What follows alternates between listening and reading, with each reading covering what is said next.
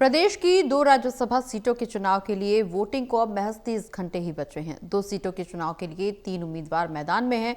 वैसे तो समीकरणों के लिहाज से एक-एक सीट बीजेपी और कांग्रेस को जानी चाहिए, लेकिन तीसरे निर्दलीय उम्मीदवार सतीश नांदल के पीछे खड़ी बीजेपी की प्लानिंग और सपोर्ट से ही कांग्रेस डरी हुई है। इसीलिए 37 में से 31 कांग्रेस विधायक जहां शिमला के एक होटल में कड़ी निगरानी में हैं, वहीं खुद नेता प्रतिपक्ष भूपेंद्र सिंह हुड्डा चंडीगढ़ में डेरा डालकर अपने और बीजेपी विधायकों पर नजर रखे हुए हैं।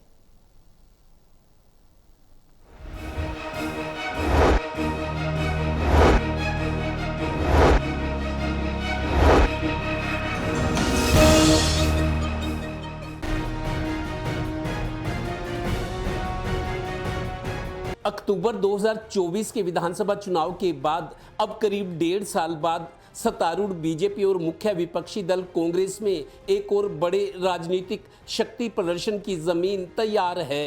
राज्यसभा की 2 सीटों के लिए 16 मार्च को पहले हाफ में विधानसभा में चुनाव के लिए वोटिंग होगी। 2 सीटों के लिए 3 उम्मीदवार होने के कारण कांग्रेस का मामला थोड़ा फंसा हुआ लग रहा है। इसलिए कांग्रेस के 37 में से 31 विधायक इस समय शिमला के कुफरी के पास एक 5 स्टार होटल में एक तरह से कैद हैं। बाहर पुलिस का पहरा है। उन्हें 16 मार्च की सुबह वोटिंग से कुछ देर पहले ही चंडीगढ़ में विधानसभा में लाया जाएगा।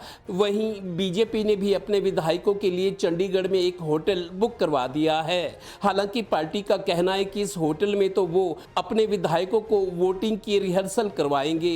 एक तरह से ये डेमो होगा। चुनाव से पहले दोनों ओर से सियासी सरगर्मियां बढ़ गई हैं। 16 तारीख को 2 बजे सेशन है और उससे पहले चुनाव है। उस दौरान में 16 तारीख को सब वोट डालेंगे और सेशन अटेंड करेंगे। क्या छुपा, हम कुछ छुपा ही नहीं रहे, कहीं नहीं जा रहे, चंडीगढ़ में ही घूम रहे हैं। ये हरियाणा की भूमि है, चमत्कारी भूमि है, चमत्कार होगा। सूत्र बता रहे हैं कि कांग्रेस हाईकमान ने पार्टी के प्रदेश प्रभारी बीके हरिप्रसाद और नेता प्रतिपक्ष भूपेंद्र सिंह हुड्डा को कांग्रेस उम्मीदवार को जिताने की जिम्मेदारी सौंपी है।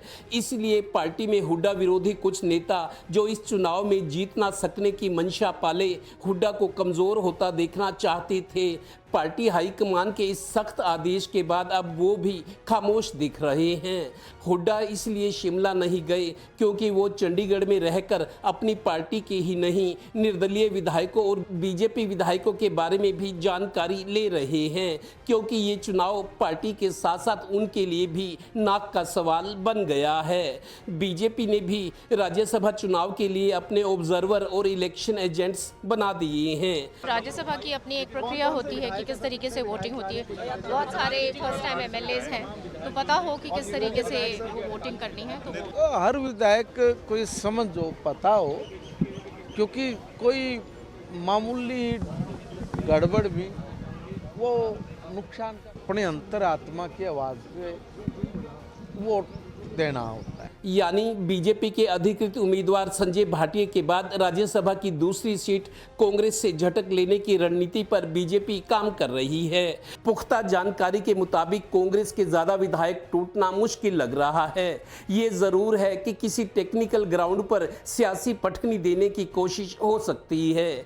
इसलिए संख्या और सक्षम होने के बावजूद डर और आशंका भी तो कांग्रेस के हिस्से में आ रही है। सहयोगी श्रीनिवास के साथ Devendra Kathoria, total news, Panipat bureau.